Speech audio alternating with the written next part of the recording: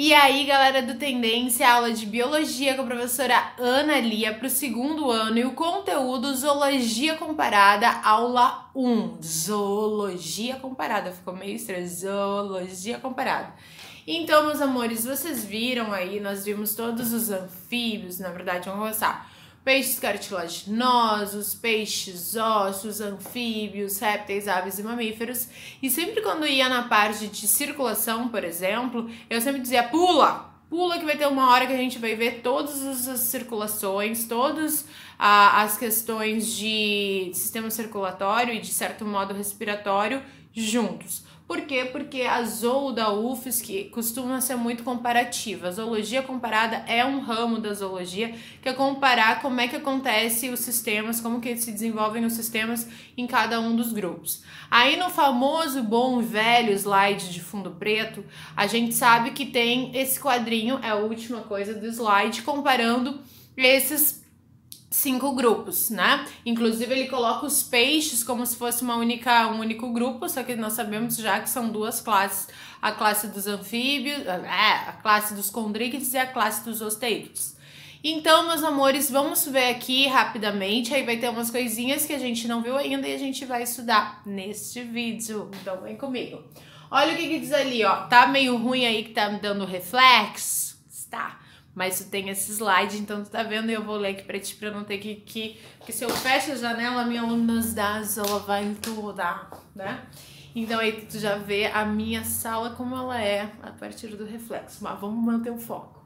Então lá o que diz? Primeira coisa, vamos na verdade, nas duas primeiras linhas como que é a circulação e como que é o coração, que é o que a gente vai estudar agora. Então vamos pular essas duas linhas aqui e vamos direto nas outras características que essa tu já viu, tá? Comparando. Então vamos lá.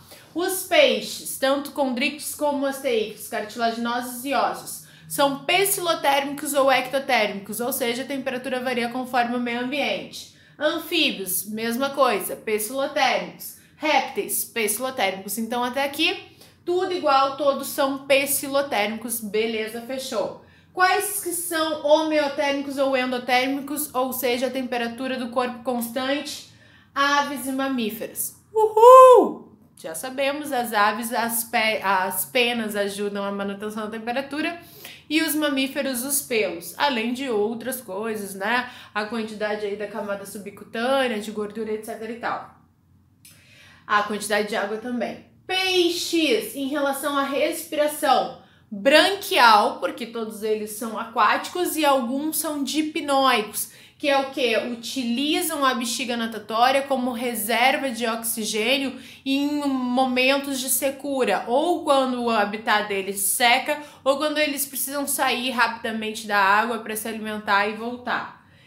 Os anfíbios, é a questão fundamental a gente saber que os anfíbios, meus amores, eles são aqueles animais que um animal, não é um de cada espécie do grupo, um único animal na mesma vida vai ter respiração branquial quando é girino, que é através de brânquias, porque o girino é aquático, e quando adulto vai ter respiração cutânea e pulmonar, cutânea através da pele e pulmonar através dos pulmões. Então vão ser 3 tipos de respiração num único ser vivo. Branquial quando larva, cutânea e pulmonar juntas quando adulto. Os répteis, respiração pulmonar, aves pulmonar, mamíferos pulmonar, por isso que os répteis são os primeiros a dominarem o ambiente terrestre, por terem a capacidade de tirar o oxigênio totalmente do ar. E a excreção, meus amores, excreção, o que eles eliminam? Excreção celular. A gente tem que pensar no caso do ser humano, vamos pensar no teu caso. Tu, ser humaninho da fofinha Dona Lia, o que você faz? Xixi e cocô, são as tuas excretas.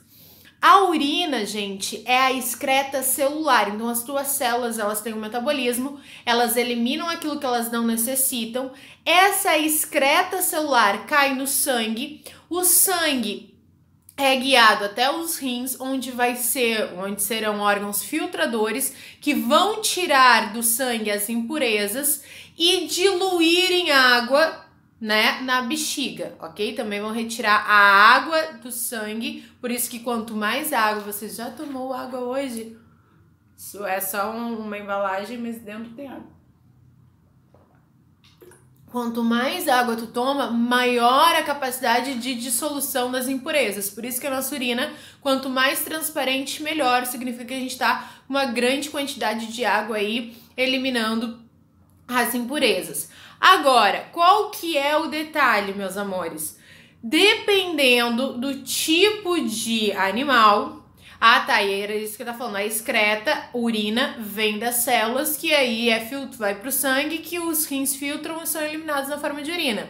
E as fezes que vêm do nosso intestino, elas são restos alimentares que sequer foram absorvidos pelo sangue, sequer entraram na corrente sanguínea, ficaram apenas no nosso tubo digestivo, nosso intestino delgado absorveu os nutrientes, o que ele não deixou, o que ele não absorveu, ficou ali formando bolo fecal, aí vai para o intestino grosso, absorve a água e sais minerais, então essa água que eu tomei aqui vai lá até o intestino grosso para cair na corrente sanguínea, e aquilo que não foi absorvido sai nas fezes. Então as fezes nem sequer entraram na tua corrente sanguínea, e a urina sim. Então, quando a gente está falando de excretas desses animais, a gente está falando das excretas que as células dele eliminam. E o que acontece, meus amores? A gente tem que ter esse entendimento. Praticamente tudo que a gente tem na nossa célula é feito a partir de chão, que é carbono, hidrogênio, oxigênio, nitrogênio. Os aminoácidos que formam as proteínas, amino, tem nitrogênio puro. As nossas bases nitrogenadas do DNA, nitrogênio puro. E as nossas excretas sempre serão excretas celulares compostos nitrogenados. Ou seja, esses compostos é aquilo que não é bom para a célula. E tem 3 tipos de excreta. Tem compostos nitrogenados produzidos pelas células que o ser vivo tem que liberar. Tem a amônia, que é uma excreta muito tóxica, e por ela ser muito tóxica, ela precisa ser dissolvida em uma quantidade gigantesca de água. Tem a ureia, que é mais ou menos tóxica, ela precisa sim ser diluída em água, mas não tanto quanto a amônia. E o ácido úrico, que ele é uma excreta que é insolúvel em água, a água nem dissolve e ele é o menos tóxico. E ainda bem que ele é insolúvel em água, então ele não precisa de água para ser eliminado. E isso é super importante, gente, porque tu pensa só, que animal que pode liberar amônia, que é essa coisa tóxica que precisa muita água? Animais aquáticos, então tem que ter essa relação. Os animais aquáticos podem, porque ele vai eliminar ali e vai já rapidamente ser dissolvido naquele oceano, naquele rio, naquele mar que ele está. Já quem elimina ureia? Pessoas, seres vivos, animais, que eliminam líquido para diluir. Nossa urina é líquida para diluir essa ureia. Não é uma quantidade oceânica, mas é uma quantidade para diluir essa toxina que a gente está liberando sem nos machucar, sem essa ureia passar pelo nosso sistema ali urinário e ir nos queimando. E ácido úrico, aqueles animais que não eliminam água quando vão fazer a sua excreção. Por quê? Porque o ácido úrico não precisa de água, então tem que ter essa relação para ser, além de decoreba, ser uma coisa lógica. Por exemplo, os peixes. Os peixes aí vai ter uma diferençazinha. Os peixes ossos, os osteíctes, vão liberar amônia na forma discreta. Então já vai cair ali dissolvendo no oceano.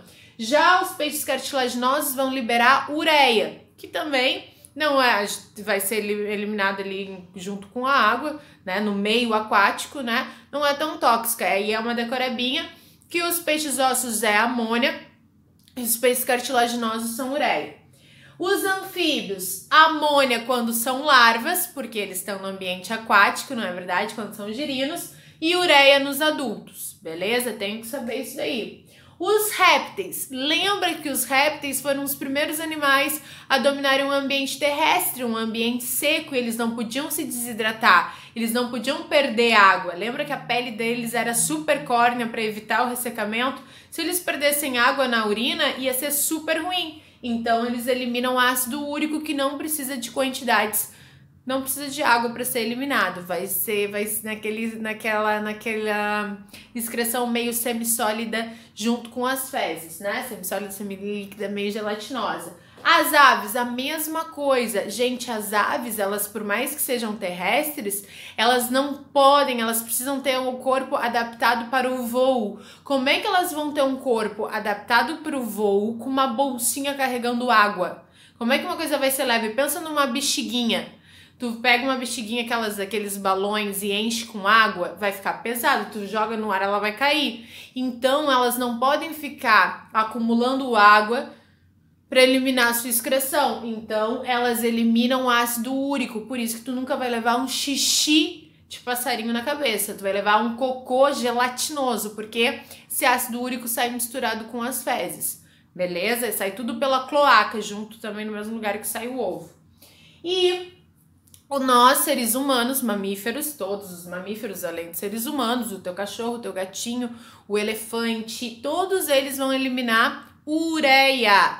Ureia que vem com a urina, por isso que a gente tem que ter esse xixizinho que é líquido diluindo a ureia. Beleza? Fechou? Ana Lia, e as duas primeiras linhas de circulação? É no próximo vídeo, porque a vida é assim, não dá pra ver tudo de uma vez. Beijos! Vem comigo no próximo vídeo para saber de circulação, que é lógico, legal e muito divertido.